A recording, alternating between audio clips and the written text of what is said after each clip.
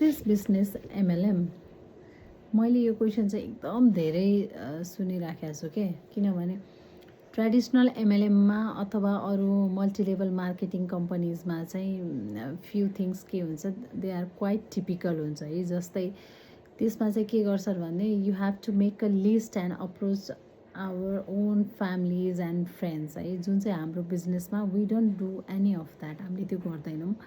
अर्को छ उनीहरूकोमा के हुन्छ you have to promote a product, जस्तै स्किन प्रोडक्ट हुनसक्छ, मेकअप हुनसक्छ है, र अरू केही एक्सेट्रा केही हुनसक्छ भने हामीले चाहिँ यसमा कम्प्लिटली कुनै पनि प्रोडक्टहरू चाहिँ हामीले प्रमोट गर्नु पर्दैन यो है। अर्को चाहिँ त्यस्तोमा हामीले देखिरहेको हुन्छौँ त्यस्तो कम्पनीजहरूको चाहिँ घर घरमा गएर ढकढकाएर होइन, अब एउटा मेरो यो किनिदिनुहोस् भनेर रिक्वेस्ट गर्नुपर्ने हुन्छ, जुन चाहिँ हाम्रोमा पर्दैन है, हामीले त्यो केही पनि गर्दैनौँ। र उनीहरूको चाहिँ त्यस्तो कोटा सिस्टम पनि हुन्छ क्या, मन्थली या 6 मन्थली या इयरली चाहिँ यति सामान बेच्न पर्ने, या त्यो बेस्डमा चाहिँ के हुन्छ उनीहरूको चाहिँ कमिसन्सहरू आउने त्यस्तो हुन्छ है। अथवा बेच्न पर्ने या आफैले किन्न पर्ने पनि हुनसक्छ है। तर यदि त्यो गरेन भने के हुनसक्छ उनीहरूको बिजनेस पुरै नै वाइप्ड आउट हुने चान्स हुनसक्छ। यदि उनीहरूले वर्षौँसम्म पनि यसमा मेहनत गरेर कमिसन बनाइराखेको छ र केही महिना उनीहरूले गर्न सकेन भने के हुन्छ, यो बिजनेस पुरै वाइप्ड आउट हुन्छ त्यस्तो एमएलएमहरूमा चाहिँ। भने हाम्रो बिजनेस भनेको चाहिँ इट्स अ लेभरेज्ड बिजनेस मोडल हो, जुन चाहिँ एकदमै राम्रो छ, विच इज भेरी गुड।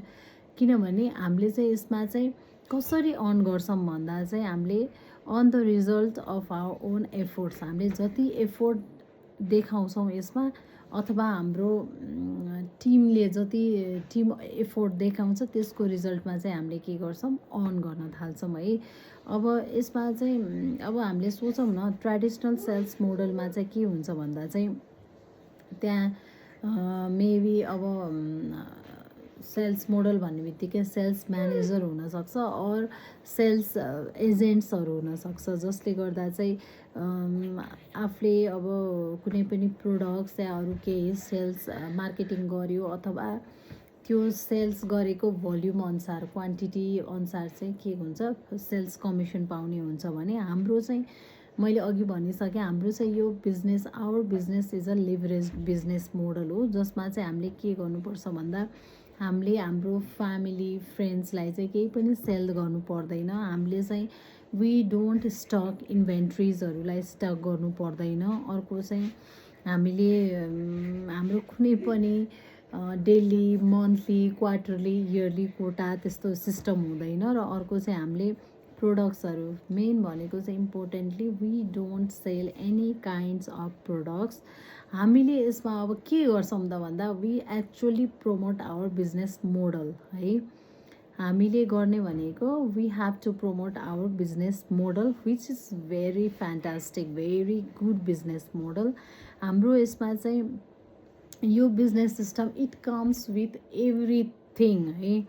यसमा चाहिँ हाम्रो बिजनेस सिस्टममा चाहिँ के हुन्छ